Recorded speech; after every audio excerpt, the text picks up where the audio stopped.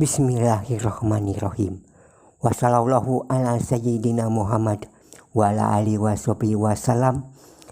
Assalamualaikum warahmatullahi wabarakatuh. Kita masih akan melanjutkan pembahasan kita tentang tahapan-tahapan atau makomat para penempuh jalan sufi. Ini adalah tahap yang ke-11, yaitu lapar dan meninggalkan syahwat. Seandainya orang dapat membeli lapar di pasar, maka para pencari akhirat niscaya tidak akan perlu membeli sesuatu yang lain di sana. Seorang syekh ditanya, "Mengapa Anda menangis?" "Aku lapar." "Seorang seperti Anda menangis karena lapar?" "Diamlah. Engkau tidak mengetahui bahwa tujuan Allah menjadikan aku lapar adalah agar aku menangis. Barang siapa telah mengalahkan syahwat dunia, maka itulah tindakan yang dapat memisahkan setan dari lindungannya." Seorang syekh ditanya, "Apakah Anda tidak menginginkan sesuatu?" "Aku menginginkannya, akan tetapi aku menahan diri." Syekh lain ditanya, "Adakah sesuatu yang Tuhan inginkan?" "Aku menginginkan untuk tidak ingin lagi." Tahap ke-12, khusyuk dan tawadu. Khusyuk adalah tegaknya hati di hadapan Allah, menahan mata dari melirik ke sana kemari.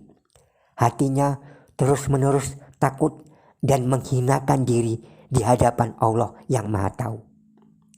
Khusyuk dalam sholat adalah ia tidak menyadari siapa yang sedang berdiri di kanan atau kirinya. Hati gentar dikala hati dikuasai hakikat. Barang siapa menganggap dirinya masih berharga, berarti ia tidak memiliki sifat tawadu. Pasrahlah pada kebenaran, patuhi dan terimalah ia dari siapapun yang mengatakannya. Seseorang mencapai sifat tawadu bila ia tidak menisbatkan dirinya pada suatu makom dan hal, serta menganggap bahwa tidak seorang pun di antara umat manusia di dunia ini yang lebih buruk dari dirinya. Kehormatan ada di dalam sikap tawadu, kemuliaan di dalam takwa, kemerdekaan di dalam qanaah.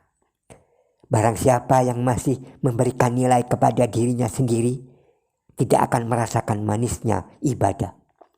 Tawadu adalah engkau tidak memandang dirimu dibutuhkan oleh siapapun, baik di dunia ini maupun di dalam hal agama. Tahap ke-13, melawan nafsu. Mengumbar hawa nafsu memalingkan manusia dari Allah al-Haq, dan melamun panjang membuat orang lupa pada akhirat. Nikmat terbesar adalah jika engkau keluar dari dirimu sendiri, sebab ia adalah tabir terbesar antara dirimu dengan Allah. Orang yang melewati malam harinya dengan cukup baik akan memperoleh balasan di siang harinya. Dan orang yang melewati siang dengan cara yang baik akan memperoleh balasan di malam harinya. Tahap ke-14, dengki. Barang siapa tulus dalam menjauhi hawa nafsu, akan terbebas dari beban memberi nafsu makan. Tanda-tanda pendengki: pemuji orang lain manakala orang itu di dekatnya, memfitnah bila ia jauh, senang bila ia tertimpa bencana, bingung bila melihat ada rahmat atas diri orang lain, senang jika melihat ada kekurangan. Jika engkau ingin selamat dari seorang pendengki, sembunyikanlah urusanmu darinya. Nabi Musa alaihissalam melihat seorang manusia di dekat Ars.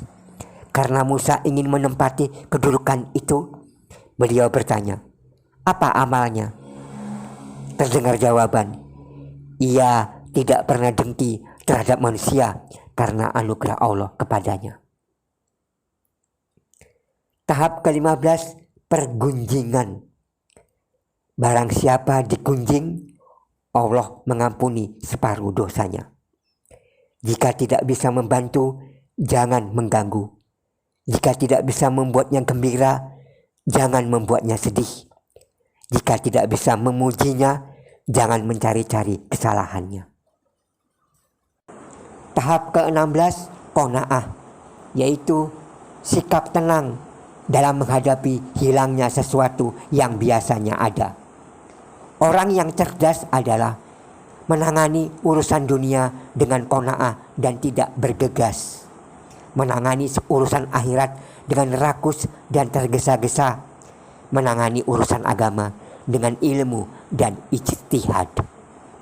Qanaah adalah meninggalkan keinginan terhadap apa yang telah hilang atau yang tidak dimiliki dan menghindari ketergantungan kepada apa-apa yang dimiliki. Qanaah adalah menemukan kecukupan di dalam apa yang ada dan tidak menginginkan apa yang tidak ada. Kesedihan dan rasa gelisah menjadi panjang bagi orang yang matanya mengejar apa yang dimiliki orang lain. Tahap atau makom yang ke-17 adalah tawakal. Tanda-tanda tawakal: 1. Tidak meminta-minta. 2. Tidak menolak pemberian. 3. Tidak pula menahan sesuatu. Si hamba berada di tangan Allah seperti mayit di tangan orang yang memandikannya, yang membolak-balikkan sesuka hatinya tanpa ia bergerak dan berangan-angan. Tawakal adalah berpaut erat pada Allah, mengabdikan jasad untuk beribadah, mengaitkan hati kepada Allah, dan bersikap tenang dalam mencari kebutuhan. Jika diberi, bersyukur; jika tidak, tetap bersabar. Menyerahkan diri kepada Allah dalam apapun yang dikehendakinya. Tawakal adalah tinggalkanlah ketergantungan kepada setiap sebab yang membawa kepada sebab yang lain, hingga Allah sendiri yang menguasai semua sebab itu. Tawakal, kalbu yang hidup bersama Allah dan tidak tertarik kepada yang lain. Tawakal adalah menganggap kemewahan dan kekurangan tidak ada bedanya bagi diri sendiri.